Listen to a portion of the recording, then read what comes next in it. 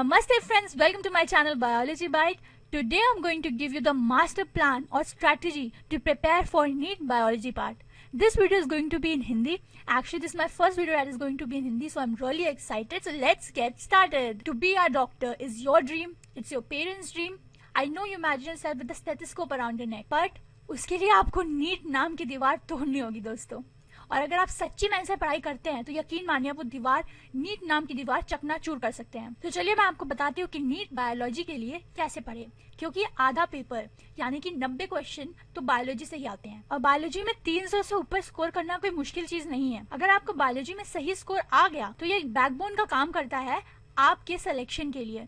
और फिजिक्स और केमिस्ट्री के मार्क्स आपकी रैंक तय करते हैं फ्रेंड्स. तो जैसा कि आजकल का ट्रेंड चल रहा है उस हिसाब से बायोलॉजी में 90% क्वेश्चन एनसीईआरटी से पूछे जाएंगे और सिर्फ 10% ऐसे क्वेश्चन होंगे जो आपके बाहर की बुक से आने वाले हैं नीट में. पर ज्यादा खुश होने की जरूरत नहीं है, क्योंकि इस 90% क्वेश्चन जो एनसीईआरटी से आने वाले हैं वो ऐसा नहीं होगा कि कोई एनसीईआरटी की लाइन उठा के आपसे पूछ लेंगे. ऐसे क्वेश्चन पूछे जाएंगे जैसे जिससे आपके जो कॉन्सेप्ट है उसके अंडरस्टैंडिंग आपकी कितनी है वो टेस्ट हो. तो अगला सवाल ये है कि हम कैसे 90% क्वेश्चन जो एनसीईआरटी से आने वाले हैं उनको अच्छे से अच्छे तरीके से पढ़ें ताकि मैक्सिमम मार्क्स स्कोर कर सकें. तो इसके लिए मैं आपको बहुत इजी स्टेप्स बताती हूँ. Step number 1, read and understand NCERT. जब आप पहली बार एनसीईआरटी में कोई कॉन्सेप्ट पढ़ रहे हैं तो उसको रटने की या याद करने की कोशिश मत करिए पहले अटेम्प्ट में, बस समझने की कोशिश करिए. अच्छे से आप अपने मन में एक पिक्चर बैठा लीजिए कि उस स्टेप्स में हो क्या रहा है, आपको एकदम अच्छे से समझ आ जाना चाहिए. लेकिन अगर आप बस एनसीईआरटी से पढ़ रहे हैं तो उसमें एक बाधा आ सकती है कि एनसीईआरटी में कुछ कॉन्सेप्ट जो है बहुत शॉर्ट में दिए हैं, तो आप जितनी बार भी उनको एनसीईआरटी से पढ़ने की कोशिश करेंगे आपको कुछ समझ नहीं आएगा. जैसे कि हुआ translation of RNA to protein, NCERT में 100 बार भी आप पढ़ लेंगे ट्रांसलेशन प्रोसेस, आपको नहीं समझ में आने वाला. नॉन साइक्लिक फोटोफॉस्फोरिलेशन आपको अच्छे समझ नहीं आएगा, बहुत शॉर्ट में दिया गया है. लिंकेज एंड रिकॉम्बिनेशन का चार्ट दिया हुआ है, उसमें परसेंटेज ये सब दिए हुए हैं, पर वो बहुत शॉर्ट में दिया गया है, आपको समझ में नहीं आएगा आप पढ़ेंगे. पर आपका मेन गोल इसमें क्या होगा कि आपको ये जो कॉन्सेप्ट एनसीईआरटी में शॉर्ट में दिए हैं, जो मैंने अभी आपको बताए, वो सारे कॉन्सेप्ट आपको समझ में आ जाए. ये आपका मेन गोल होने वाला है. भले वो कॉन्सेप्ट एनसीईआरटी में शॉर्ट में दिया, उसका मतलब ये नहीं है कि वो एग्जाम में आपसे पूछेंगे नहीं. वो एग्जाम में आपकी अंडरस्टैंडिंग टेस्ट करेंगे कि ट्रांसलेशन कैसे होता है, और आपसे कोई भी क्वेश्चन पूछ सकते हैं. तो आप उसके लिए आप क्या करिए, आप यूट्यूब वीडियो देख सकते हैं ताकि आपको हर एक ट्रिकी कॉन्सेप्ट अच्छे समझ आ जाना चाहिए. खान अकेडमी जैसे यूट्यूब चैनल्स पे जा सकते हैं. मैं भी कोशिश कर रही हूँ कि मैं ऐसे ट्रिकी कॉन्सेप्ट्स की वीडियो बनाती जाऊँ जो एनसीईआरटी में बहुत शॉर्ट में एक्सप्लेन किए गए हैं. पर जैसे कि जो चैप्टर्स हैं, जैसे बायोलॉजिकल क्लासिफिकेशन हुआ, प्लांट किंगडम, एनिमल किंगडम, इसमें ज़्यादा कुछ समझने की जरूरत नहीं है, इसमें सब रटना है. फिर भी आप हमेशा आपकी ये कोशिश करनी चाहिए कि आपको कोई भी चीज़ किसी भी पेज से ऐसी ना हो जो आपको ना समझी हो. Now let's move to step number 2, that is learn कर लो by heart. Learn everything by heart.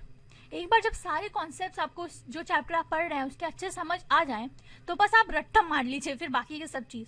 पर रट्टा मारने से मेरा मतलब यह नहीं है कि सिर्फ आप टेक्स्ट ही पूरा याद करें. पिक्चर्स भी अगर बायोलॉजी में जो दी होती हैं वो अच्छे से उन्हें देखें, और उसके पिक्चर्स के कभी कभार नीचे भी कुछ लिखा रहता है, वो सब भी आपको अच्छे से याद करना है. जैसे कि इस पिक्चर में डेजर्ट कहाँ पर है, ग्रासलैंड कहाँ पर है, ये सब आपको पता होना चाहिए. या फिर ये पिक्चर दे दें और कंज्यूमर की जगह पे ब्लैंक छोड़ दें, या फिर प्रोड्यूसर की जगह पे ब्लैंक छोड़ दें, और आपसे ऑप्शन में पूछें कि इसमें कौन सा वर्ड फिल होना चाहिए. ये पूरा पिक्चर आपको मेमोराइज होनी चाहिए. The last and the final step is solve all questions from all previous years papers like BHU, AMU, AFMC. फिर आप बोलेंगे कि अरे लेकिन BHU, AMU ये सब तो अभी नहीं हो रहा है, अब तो बस नीट हो रहा है, तो मैं इनके क्वेश्चन सॉल्व क्यों करूं. समझ लीजिए कि किसी साल AMU से कोई क्वेश्चन पूछा गया तो कई बार क्या होता है कि उसी साल AIPMT में वही सेम क्वेश्चन पूछा जाए.